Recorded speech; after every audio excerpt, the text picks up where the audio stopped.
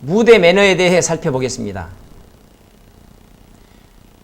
엘버트 메러비언 박사는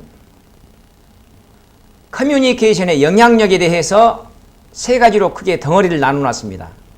첫 번째, 어떻게 보이는가? 설득력의 무려 55%의 비중을 차지한다. 어떻게 들리는가? 약 38% 정도의 비중을 차지한다. 무슨 말을 하는가? 7% 정도의 비중을 차지한다. 먼저 어떻게 들리는가? 이게 먼저고요. 어떻게 보이는가에 따라서 신뢰감을 가진 다음에 무슨 말을 하는가? 행동 변화를 일으키는 요인이다. 이렇게 구분해 놨죠. 여기에서 무려 55%의 비중을 차지하는 어떻게 보이는가에 따라서 그 사람의 말 믿을만 한가? 신뢰가 가는가? 나를 무시하고 있는 태도는 아닌가? 진정성을 가지고 얘기하는가? 모든 게 다 결정이 된다는 겁니다. 따라서 일단 사람들 앞에 서서 얘기할 때 신경 쓸 부분 세 가지에 대해서 살펴볼 필요가 있습니다. 첫 번째, 마이크 사용법입니다. 되게 경험이 적다 보면 맨 처음 당황하게 되는 경우가 마이크 소리가 제대로 들리는지 안 들리는지 구분이 안 될 때입니다. 알아두실 팁이 있는데요. 마이크를 보면 되게 10군데 중에 6군데 정도 가면 마이크 옆에 마이크 스위치가 있습니다. 2군데 정도는 아랫부분에 있습니다. 뮤트, 파워를 누르면 켜지겠죠. 2군데 정도는 아예 스위치가 없습니다. 방송실에서 알아서 조정하겠죠. 내가 신경 쓸 계제가 아닙니다. 따라서 스위치가 옆에 있다. 밑으로 가면 꺼질 것이고요. 위로 올라가면 켜질 겁니다. 일단 컴퓨터도 배울 때 처음 켜고 끄는 것부터 배우듯이 마이크의 온, 오프에 대해서 먼저 내가 인지가 될 필요가 있다고 생각합니다. 무대 앞에 서면 마이크가 한쪽에 이렇게 치우쳐져 있는 경우도 있습니다.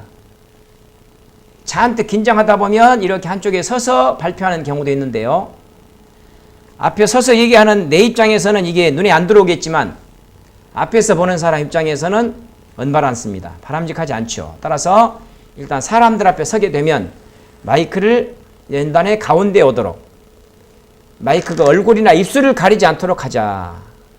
아래엔 입술보다 약간 낮게 위치하도록 가운데, 일단 조절이 됐으면 뒤로 쑥 물러서거나 옆으로 물러서서 인사를 하는데, 옆으로 물러서서 인사를 할 때는 연단에서 적당한 거리 정도를 두는 게 바람직합니다.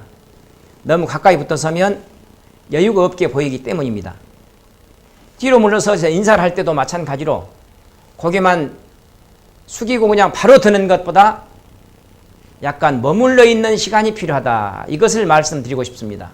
이유는 청중들에게 보여줄 수 있는 유일한 예의 부분이기 때문입니다. 마음속으로 하나, 둘, 셋, 넷 고개를 든 다음 앞을 보는 게 인사의 완성. 연단하고의 거리는 주먹 하나가 자연스럽게 들락날락 할 정도. 너무 가까이 붙어 서거나 답답해 보입니다.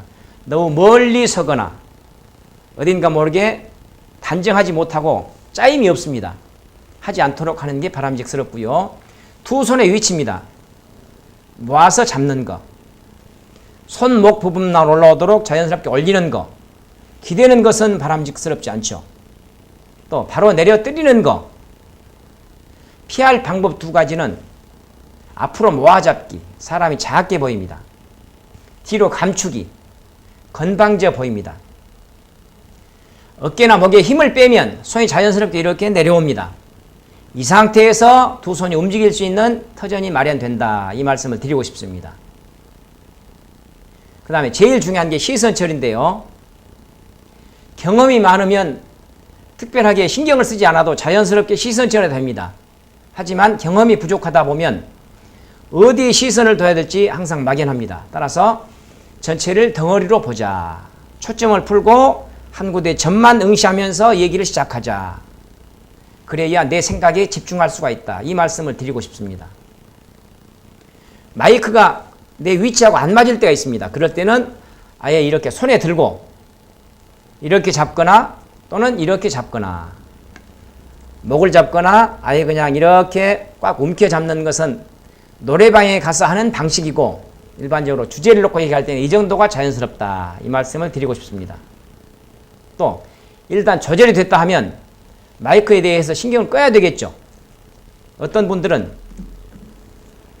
얘기할 때는 가까이 붙었다가 또 이렇게 떼었다가 꾸부정한 자세가 계속 유지되기 때문에 자연스럽지 못한 경우를 의외로 많이 봅니다. 일단 조절이 됐다 하면 마이크는 하나의 도구입니다. 일체 신경을 끄자. 허리를 곧게 펴고 두 무릎을 곧게 세우고 하체가 안정이 되면 상체가 당당해집니다. 두 번째, 발표 태도. 두 무릎이 대단히 중요한데요. 제가 만든 말이 있습니다. 기둥이 약하면 지붕이 흔들리고 의지가 약하면 생활이 흔들리듯이 두 다리가 약하면 말이 흔들린다. 마이크 사용법, 하체 고정하는 것, 인사하는 것. 세 번째, 인사하는 것 중에서 가장 우리가 간과하기 쉬운 일이 있습니다. 시작할 때는 누구나 신경을 쓰면서 인사를 합니다. 하지만 끝날 때는 허겁지겁 들어가다 보니까 깔끔하게 인사가 안 되는 경우가 의외로 많습니다. 따라서 끝인사, 이상입니다 또는 감사합니다 했으면 시작했을 때 인사했던 그 장소로 다시 가서 공손 인사를 하는 거죠. 하나, 둘, 셋, 넷 마음속으로 천천히 센 다음 고개를 들고 앞을 보는 게 인사의 완성. 자기 자리로 들어가서 앉는 데까지가 자기 발표 순서. 이 정도로 정리를 합시다. 무대 매너 3가지, 마이크 사용법, 인사하는 것, 발표 태도에 대해서 말씀드렸습니다. 다음, 실수했을 때 어떻게 대처할 것인가. 말이 꼬였거나 그렇지 않으면 생각지 않았던 얘기를 나도 모르게 그냥 푹 내뱉었습니다. 한 번 실수했던 것에 대해서 연연하다 보면 반복적인 실수가 오면서 연설 자체를 망쳐버리는 경우가 의외로 많습니다. 이때 어떻게 할 것인가. 1초만 지나도 과거다. 이 생각을 가꾸는 게 중요합니다. 1초만 지나도 과거다. 이 생각을 가꾸면서 지금 내가 이 자리에 선 의미가 뭔가, 그 다음에 해야 될 말이 뭔가, 여기에 집중을 하자. 이것을 구원해 드리고 싶습니다.